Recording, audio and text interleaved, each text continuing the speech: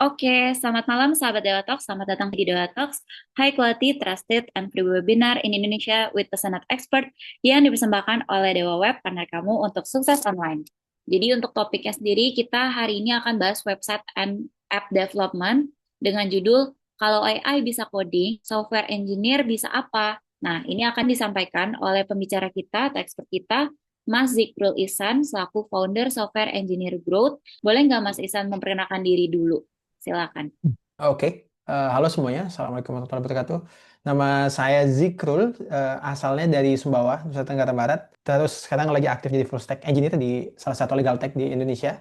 Dan sedang mempersamai juga teman-teman di Software Engineer Growth Community. Itu salah satu komunitas untuk bertumbuh jadi software engineer sih. Itu aja mungkin ya. Oke, sebelum kita masuk nih Mas ke pemapar materinya, mungkin boleh nggak sih kasih gambaran dulu atau kisi-kisi ke sahabat Dewa Talks, hari ini apa aja sih yang akan Mas Ihsan share di Dewa Talks? Kalau hari ini sih satu topik yang menggambarkan pembicaraan hari ini itu sebenarnya validasi diri tentang kita sebagai software engineer dan teman baru kita nih, AI gitu ya. Kita nyebutnya teman karena kita bakal berkolaborasi banyak. Talking points-nya sih ada tiga. Yang pertama, nanti aku bakal bahas apakah masih relevan profesi software engineer itu sendiri. Kemudian mungkin banyak sendiri entah tech ataupun non-tech gitu ya. Itu pasti ngeh banget kalau AI itu tiba-tiba kencang banget ya pertumbuhannya. Itu yang kedua. Terus yang ketiga, karena kita sudah tahu ini relevan, kemudian kita juga tahu apa namanya perkembangan AI seperti apa. Yang ketiga adalah sikap kita sih. Sikap kita akhirnya harus ngapain gitu setelah tahu kedua hal tersebut. Kurang lebih kayak gitu sih, Mbak. Oke, thank you Mas Ihsan untuk spill-nya ya, tadi kisi-kisinya atau talking points-nya. Aku akan serahkan untuk selanjutnya pemapar materi kepada Mas Ihsan. For konteks saja kenapa saya ngangkat materi ini karena sebenarnya di luar sana sudah banyak banget pembicaraan tentang AI, bagaimana AI berkembang dengan sangat cepatnya. Mungkin orang-orang yang skeptis tentang AI ini sekarang malah kaget dan mulai percaya bahwa AI can do something gitu ya. Eh, tapi di satu sisi saya ngelihat juga ada keresahan di teman-teman yang nggak bisa catch up dengan apa yang terjadi di AI sana. Sementara AI ini yang kalau yang saya lihat yang paling benar-benar kerasa dampaknya itu salah satunya adalah teman-teman di software engineer atau programmer. So, let's get started. Kita coba masuk ke materi teman-teman ya. Pertama tentang elephant in the room nih. Apakah kita akan usang ini dari awal rilisnya AI coding tools mungkin di tahun 2022 akhir itu adalah ChatGPT yang di awal ya. Kemudian disusul dengan berbagai macam AI coding tools gitu ya teman-teman. Itu banyak banget yang selalu menyebarkan fear mongeringnya bahwa software engineer akan usang, akan segera tergantikan gitu. Dari tahun 2022 sudah ada kayak gitu. Memang awalnya orang makin dulu-dulu tuh kayak "Alah, nggak mungkin orang dia baru code completion doang gitu ya. Alah nggak mungkin orang dia masih sering halusinasi gitu ya. Tapi ya yang terjadi di tahun 2025 kemarin sangat jauh berbeda. Yang terjadi adalah teman-teman seperti yang teman-teman lihat terutama adanya Opus 4.5 dari Anthropic, kemudian ChatGPT GPT 5152 berkembangannya sangat-sangat luar biasa. Mereka sudah bisa mengetahui berbagai macam hal. Yang terakhir, kalau teman-teman tahu mengikuti juga Cloudbot itu ada banyak banget otomasi yang kita mungkin kira nggak bakal se-advance ini dalam waktu dekat. Itu yang terjadi ya. Oke, kita harus aware dulu nih sama pertanyaan-pertanyaan yang sering dimunculkan di halayak ramai gitu ya. Nah, ini yang pertama, yang paling sering saya dengar, ini ya, opini klasik tentang AI waktu orang mencoba menenangkan para software engineer ya. Tenang, tenang, ini udah pernah terjadi kok. Dulu waktu eh, munculnya kalkulator, orang-orang pada panik, orang-orang pada bilang orang-orang bakal tidak berhitung, orang matematikawan bakal terganti. Banyak yang bilang seperti itu. Itu opini, menurut saya, ini opini klasik. Kenapa? Karena revolusi yang ditawarkan oleh AI ini jauh lebih menarik dari hitung manual ke kalkulator. Kenapa? Pada faktanya, kenapa orang-orang sampai insecure adalah pertama, dari AI ini dia bisa berkembang waktu demi waktu. Ibaratnya kalau kalkulatornya gitu-gitu aja kalkulator gitu. Kalkulator ya, dari fisiknya seperti itu, hitung-hitungan seperti itu.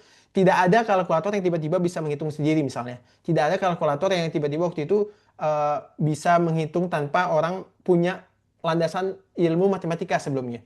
Tetap orang itu bisa menggunakan kalkulator kalau dia punya basic knowledge dari matematika. Nah, sedangkan AI ini, dia membuat seseorang yang tidak bisa ngapa-ngapain sebelumnya, bisa dibuat hanya dengan prompt, yang kita kenal dengan prompt itu ya. Contohnya orang yang tidak bisa buat video, sekarang pakai prompt bisa buat video. Nah, ini kita rasakan juga sebagai software engineer. Orang yang tidak bisa ngoding sama sekali, yang dulu orang bisa buat software itu hanya pada orang yang bisa ngoding, sekarang software itu bisa dibuat oleh orang yang tidak bisa ngoding. Sehingga sekali lagi wajar kalau kita sebagai seseorang yang menganggap diri I am the only one yang bisa membuat software, ya wajar kita khawatir karena dalam tanda kutip duitnya di sana. Duitnya adalah kita melayani orang untuk membuat software seperti itu ya.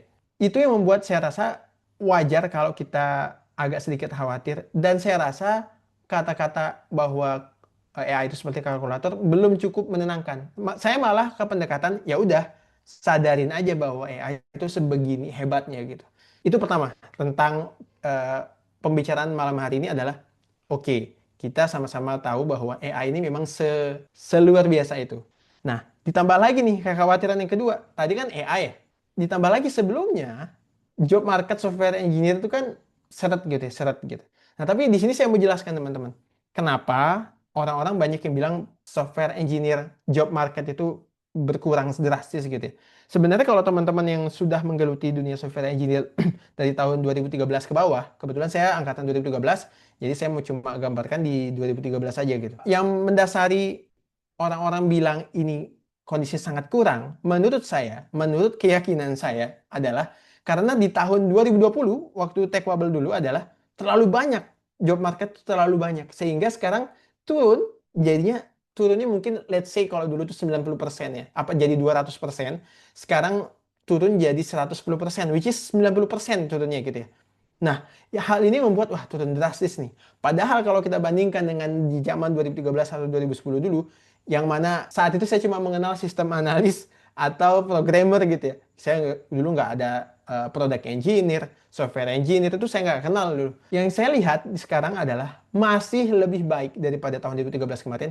Cuma memang sangat dipengaruhi oleh tech bubble yang terjadi di 2020. Ini yang mau saya sampaikan ke teman-teman bahwa tadi setelah kita aware dengan AI yang ada, kemudian perkembangan AI, kemudian ada yang bilang job market seret gitu ya, dan ditambah AI grow.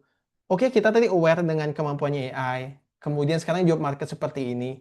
Lantas bagaimana ke depannya? Menurut saya, malah kalau ada AI, ini maka menjadi satu peluang. Let's say memang job market itu agak berkurang dibanding 2020 misalnya. Dan dulu sempat turun drastis sekali di tahun 2020-2021 itu sempat turun drastis sekali dan sekarang banyak yang bilang itu walaupun tidak setajam securam apa ya naiknya tuh nggak setajam yang dulu tapi melihat tren-tren sekarang ini banyak yang lihat bahwa ada harapan itu ada. Menurut saya pribadi salah satunya adalah adanya AI ini. Kalau teman-teman lihat ya bahwa AI ini ibaratnya kayak kalau AI semakin orang-orang yang beranggapan bahwa AI semakin advance maka pekerjaan itu akan hilang. Ini tuh bukan zero sum game teman-teman. Ini bukan kayak judi yang ada yang menang, ada yang kalah. Menurut saya mungkin bukan dipangkas, lebih ke disebar. Nah, kalau teman-teman lihat di grafik ini ya, saya bisa mengistilahkan, ini saya mungkin agak jarang ada yang berpendapat seperti ini. Tapi menurut saya adanya AI itu malah mungkin ya, ini teman-teman mungkin sering mendengarkan yang di hire sekarang cuma senior. Terus gimana yang junior gitu? Gimana yang medior gitu? Itu mungkin berlaku di company-company yang udah established sudah lama. Berbeda ceritanya kalau kita berasumsi dan berpendapat bahwa dengan adanya AI itu nanti ada democratization teknologi. Jadi lebih banyak yang mengadopsi teknologi dan juga yang sudah punya teknologinya, kemungkinan besar dia berani untuk main lebih lebih jauh gitu, main lebih jauh. Dia berani explore teknologi-teknologi yang advance walaupun dengan apa namanya? Dengan talent yang mungkin belum berpengalaman di situ, dia berani ke arah sana seperti itu. Sehingga menurut saya walaupun jumlah di satu company itu nanti akan berkurang secara jumlah, tapi peluang dengan banyaknya teknologi nanti ke depannya, entah di company lain, jadi semakin banyak company yang mengadopsi, kemudian company yang sudah adopsi tadi, dia buat tim baru gitu ya, produk baru gitu ya, dengan memang squad yang tadi ya dirampingkan, tapi squad yang lainnya itu, atau tim yang lainnya, itu mendapatkan kesempatan untuk mendapat pekerjaan baru di situ. Jadi menurut saya sebenarnya adanya AI yang kita lihat tadi yang dengan perkembangan yang luar biasa tadi itu seharusnya itu membuka peluang dan membuka harapan baru untuk kita. Tapi dengan catatan-catatan yang akan kita bahas. Yang berikutnya, ini tadi kita bahas ya bahwa salah satu yang mengkhawatirkan tentang AI itu adalah bahwa orang yang nggak tahu itu sekarang bisa ngoding, bisa buat aplikasi gitu. Tapi ini jebakan teman-teman sebenarnya.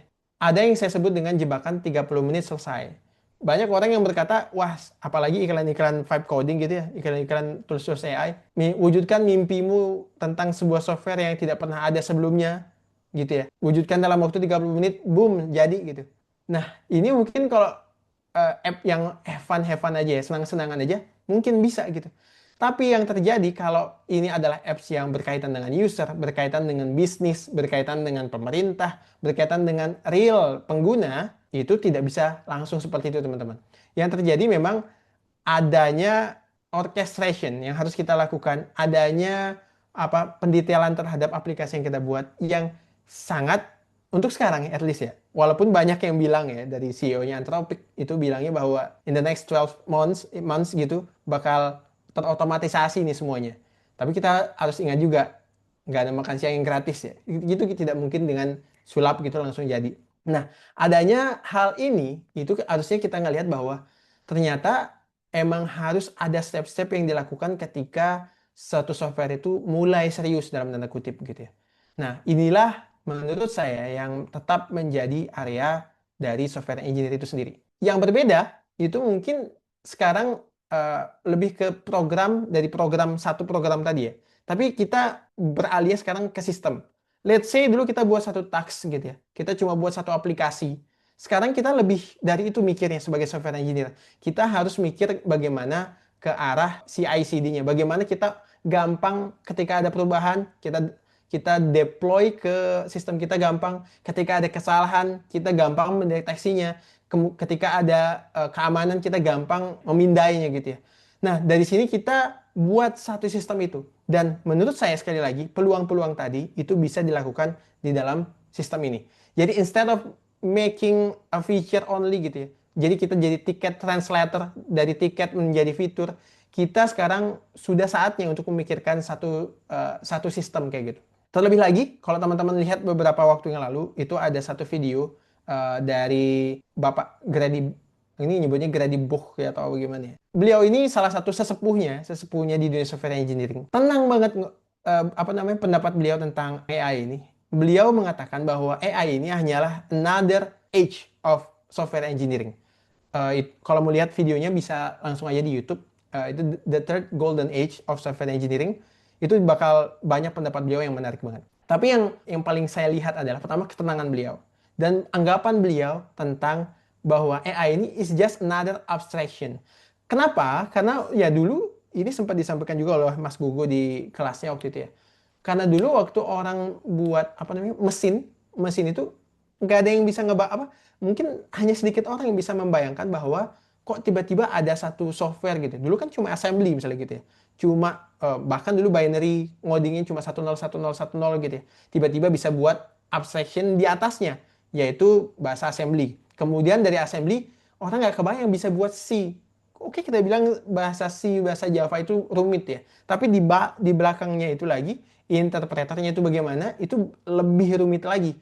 Nah, yang itu dipermudah oleh adanya bahasa-bahasa pemrograman. Bahasa pemrograman ini sendiri sebenarnya udah magic dulu tuh. Itu sangat-sangat magic. Sekarang kita berada di third golden age, yaitu di bagian AI, di mana bahasa-bahasa pemrograman tadi itu bisa diabstraksi lagi. Maksudnya abstraksi itu kita bisa melakukan suatu hal yang abstrak dan bisa dimengerti oleh komputer. Singkatnya seperti itu. Jadi kita bisa melakukan satu hal yang abstrak tadi dan dimengerti oleh komputer dan bisa mendevelop sesuatu. Jadi ini yang menarik banget ya. Jadi kita waktunya sekarang dengan adanya AI ini, menurut keyakinan saya sekali lagi dan menurut keyakinan beliau, itu instead of kita tergantikan, kita akan shifting the scope of engineer. Nah, nanti ini akan saya jelaskan juga bahwa dari sisi yang tadi ya, agar software engineer bisa survive, itu at least sebenarnya ada 4 nih. Tapi saya mau skip dulu ke sini. sejauh apa dengan yang tadi ya, dengan perkembangan AI yang tadi. Dari teman-teman sekarang sejauh apa sudah catch up dengan software engineer apa namanya? AI coding tools. Sebenarnya di tools dari penggunaan AI untuk software engineer ini sangat sangat sangat luar biasa sekarang. Di SE Group sendiri kita ada satu WA group gitu yang bahas tentang AI tools dan itu sangat overwhelming bahkan buat admin grup sangat overwhelming. Kenapa? Karena kalau teman-teman lihat sekarang, coba search aja. OpenClaw ini adalah satu AI agent yang ditanamkan di dalam komputer kita dan bisa do something, do anything bahkan ya, yang kita kasih akses ke dia. Bisa ngirim chat, bisa membuka aplikasi gitu ya. AI bisa ngapa-ngapain di di chat tersebut gitu, di OpenClaw ini. Kemudian yang berikutnya ada juga kalau teman-teman tahu yang paling banyak digunakan ya IDE. Buat teman-teman software engineer harus tahu apa itu IDE, yaitu code editor. Gimana kita coding dulu ya. Coding, kemudian kita edit code-nya, kemudian kita compile, kita run, kita build di sana dan kita lihat tampilannya di browser atau di aplikasi lain. Itu IDE. Sekarang IDE-nya ada Copilot, Windsurf, ada Cursor yang bisa membuat kita tuh ngoding sambil dibantu sama AI. Yang sekarang yang paling ngetrend itu adalah cloud code, di mana orang-orang menggunakan AI itu di terminal, kemudian CLI-nya gitu ya. Yang bahkan ada statement bahwa orang-orang yang masih menggunakan IDE, code editor di 2026 itu mengkhawatirkan apa ibaratnya udah ketinggalan gitu.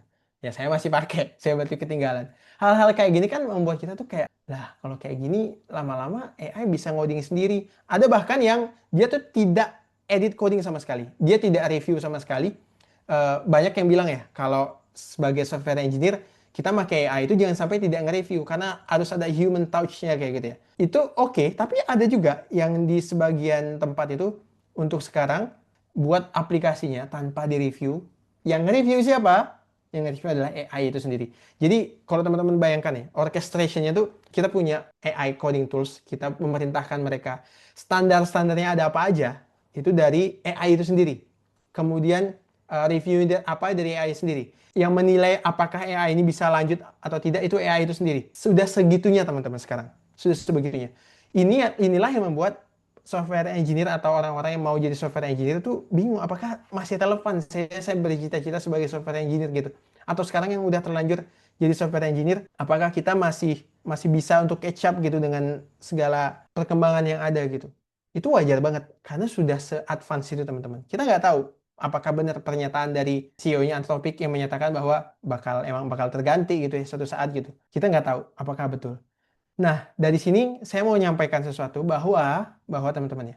Yang pertama ini adalah the anxiety of keeping up FOMO. Yang membuat saya pribadi ya, itu agak khawatir dengan perkembangan AI ini adalah terlalu banyak. Kalau teman-teman tahu Devin tuh dulu bahkan digadang-gadang kita nggak perlu software engineer lagi gitu kata-katanya. Katanya orang-orang tinggal ngasih tahu dia mau apa, boom jadi gitu.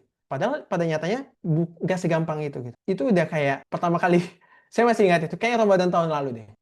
SE Growth itu kan biasanya rehat ya di Ramadan. Tapi tiba-tiba ada beritanya Devin. Kaget, kaget semua. Ini bener nggak sih ini orang-orang bisa buat aplikasi tanpa ngoding gitu ya?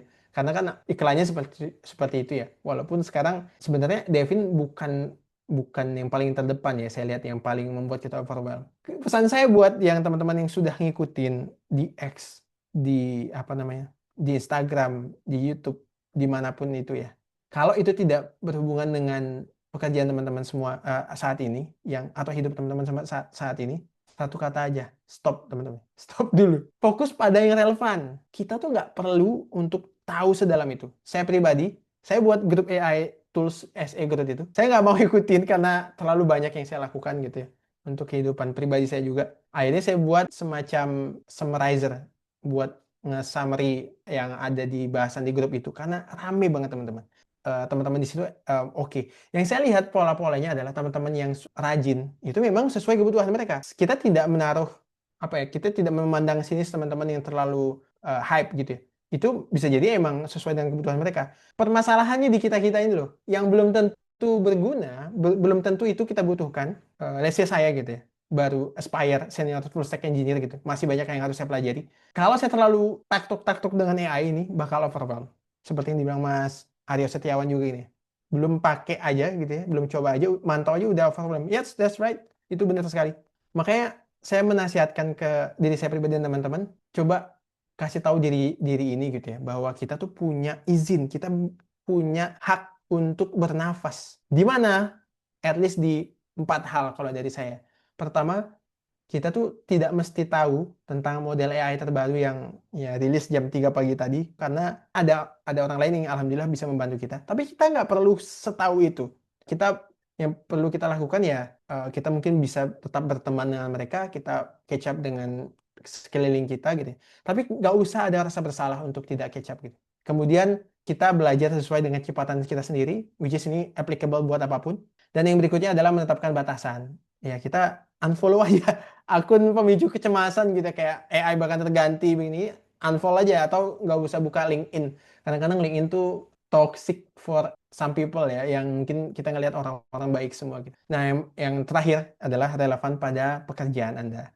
Ini intinya bukan bahasan tentang orang yang menjadi AI banget, tapi bagaimana untuk menjadi effective problem solver. Tapi yang mau saya sampaikan di sini, ini sebenarnya ada 4 poin ini. Senjata utama software engineer ke depannya itu 4 ini teman-teman. Yang kita andalkan adalah sisi humanis. Karena inilah nilai jual kita dan menjadi pembeda antara kita dengan AI dan orang yang menggunakan AI lainnya. Yang berikutnya empathy. Ini yang mungkin banyak dirasa-rasa menjadi isu bagi software engineer karena interaksinya selama ini kan sama manusia, sama komputer ya. Nah, kalau kita belajar, let's say coba belajar tentang product thinking, belajar tentang UI UX, itu kita bisa menumbuhkan rasa empati. Intinya peduli. Critical thinking, karena kita di AI ini kayaknya menjadi paling inti deh. Bagaimana kita bisa kritis tentang apa yang dihasilkan oleh AI, karena dia tuh punya pattern, tapi pattern kita juga punya pola sendiri. Pattern kita punya ciri khas sendiri, dan kita juga punya kebutuhan bisnis sendiri. Jadi kita harus pintar-pintar untuk memahami trade-off-nya apa. Yang terakhir adalah etik tentunya. Nah, karena tidak sembarang kita menggunakan AI ini, ya ini dipelajari sisi human. Ini yang saya mau sampaikan bahwa semuanya ini berujung pada sisi human kita. Yang terakhir, software engineer yang ada dimanapun atau teman-teman yang lagi nonton sekarang ya, tolong ketika buat vibe coding pun itu, aplikasi apapun itu, tanamkan ini baik-baik bahwa kita sekarang sudah apa ya, dikurangi sekali lah effort untuk build the things right. Dalam arti coding-codingan tadi itu bisa jadi sekarang udah bisa dibantu banget sama AI. PR-nya sekarang adalah build the right things. Apakah kita bisa actively put ourselves into user shoes gitu ya? Apakah kita bisa menempatkan diri kepada user gitu? Sebagai software engineer ini sangat-sangat susah, sangat-sangat effort. Tapi itulah yang perlu kita lakukan. Karena kedepannya ketika teknikalnya sudah banyak diambil alih gitu ya oleh AI, which is sebenarnya membantu kita. Saatnya kita butuh sentuhan manusia tadi, butuh sentuhan empati, komunikasi tadi, agar kita bisa mengemandorin AI-nya gitu ya. Karena memang ini build the right things ini sudah menjadi keniscayaan ke depannya. Itu teman-teman. Nah, tapi untuk pribadi saya sendiri dan mungkin teman-teman bisa jadikan referensi untuk cara saya belajar sendiri, strategic learning-nya. Karena menurut saya tadi, selain sisi humanis tadi, itu biar perform di kerjaan, kita juga bisa perform atau survive itu dengan cara menjadi orang yang selalu belajar, pembelajar. Nah, saya tidak melepaskan ya, AI ini menurut saya tetap harus dipelajarin. Jangan tinggalkan, jangan bilang, alah nggak penting AI, pentingnya fundamental aja. Itu agak naif, karena itu harus kita catch up sedikit-sedikit. Nah, yang saya lakukan adalah, saat ini walaupun saya sudah bertitle senior, itu menurut saya banyak sekali skill yang harus saya pelajarin. Kita harus tetap back to the fundamentals gitu ya. Ya, sistem desain. Ya, mungkin clean code bagi sebagian orang udah tidak perlu gitu ya. Tapi clean code AI version ini menurut saya sangat membantu. Karena kalau AI kita tidak clean, code kita tidak clean, itu akan boncos di biaya AI-nya. Nanti AI-nya untuk mengerti code kita itu bakal ribet. Kemudian kalau terlalu kita gampangkan nanti jadi dia bug-nya di mana-mana gitu ya. Nah, jadi saya rasa sih harus ada standar itu ya. Untuk kita pelajarin dan kita pahami. Kemudian ada, ya coba aja toolsnya. Coba aja nggak usah perlu banyak-banyak. Coba aja 1, 2 gitu, 2, 3 gitu. Coba sampai ngerti pola kerjanya seperti apa. Nah, baru yang berikutnya itu stay informed. Salah satunya dengan yang saya bilang tadi, ikut komunitas, kemudian ikut forum-forum seperti ini, itu sangat-sangat bisa membantu. Terakhir dari saya adalah profil engineer di masa depan, itu menurut saya bisa digambarkan dari visualisasi. Yang pertama, tanamkan sekali di kepala kita bahwa kita tuh problem solver. Jangan-jangan kenapa orang-orang selalu selama ini bilang kita harus jadi problem solver, karena selama ini software engineer itu tidak nge-solve problem, tapi nge-translate tiket. Jadi kita nggak tahu sebenarnya problem apa yang kita solve gitu ya. Ini saatnya kita fokus why dan what-nya agar kita tahu apa yang kita lakukan gitu. Karena how-nya itu bisa banget dibantu oleh AI. Kemudian kita harus menjadi kolaborator ya. Saya ngelihat teman-teman yang dulu ya, mungkin kayak setahun yang lalu tuh sering bilang, duh AI-nya dalam tanda kutip cupu gitu ya. Padahal bisa jadi cara kita menggunakan AI itu yang kurang. Ini sebenarnya dengan kita memperbaiki pola komunikasi, kita tuh dipaksa untuk menulis konteks, dipaksa untuk mengetahui apa yang seharusnya terjadi di bisnis. Itu kita harus meningkatkan jiwa kita sebagai kolaborator. At least dengan AI-nya. Apalagi dengan teman-teman di role lain, product manager, UI UX, stakeholders, dan kawan-kawan. Itu jadi kewajiban kita untuk sebagai kolaborator. Nah, yang tadi yang saya sudah sampaikan, kita harus belajar, lifelong learner. Nggak bisa, Pak. Kalau kita nggak belajar, sorry, software engineer kayaknya bukan profesi yang cocok buat kita kalau kita nggak mau belajar. Itu memang kenyataannya ya. Nah, yang menarik sebenarnya yang sebelah kanan, yang tulisan biru ya. Untuk AI-nya, kalau menurut saya itu coba kita menggunakan AI itu untuk mempercepat kecepatannya. Tapi core-core-nya misalnya tentang SDLC kemarin, kita harus tahu bagaimana sebenarnya software itu harusnya dibuat. Kita nggak bisa ujuk-ujuk satu prompt berharap langsung selesai suatu aplikasi yang super wah gitu ya. Kita harus tetap tahu bahwa dalam pembuatan aplikasi itu kita harus buat step-stepnya dari requirement gathering, analisis, testing, dan kawan-kawan. Kita harus tetap tahu. Dan yang berikutnya, kita harus bertanggung jawab tentang apa yang kita deliver dengan AI, terutama apalagi kalau kita dalam sebuah tim. Kayaknya itu aja dari saya. Thank you teman-teman semuanya. Oke, thank you Mas Isan untuk pemaparan materinya. Terima kasih, selamat malam semua. Selamat beristirahat dan sampai ketemu di webinar-webinar Dewa Talks selanjutnya. Bye-bye. Hai sahabat Dewa Web, video ini merupakan tayangan ulang webinar Dewa Talks yang telah diadakan beberapa waktu lalu. Kalau kamu tertarik dengan tayangan ulang webinar ini, yuk jangan sampai ketinggalan untuk ikutan webinar selanjutnya. Nantinya, selain bisa bertanya secara langsung kepada para pembicara, kamu juga bisa mendapatkan e-certificate dan juga door prize dari Dewa Talks. Mau ikutan? Caranya gampang banget. Kamu bisa langsung aja daftarkan diri kamu di dewatalks.com. Setelah itu, kamu akan terdaftar sebagai peserta webinar Dewa Talks. Eits, tenang aja, webinar ini gratis dan gak dipungut biaya sama sekali. Tunggu apa lagi? Yuk, jangan sampai ketinggalan dan aku tunggu kamu di webinar Dewa Talks selanjutnya. Cari hosting yang aman, Dewa Web.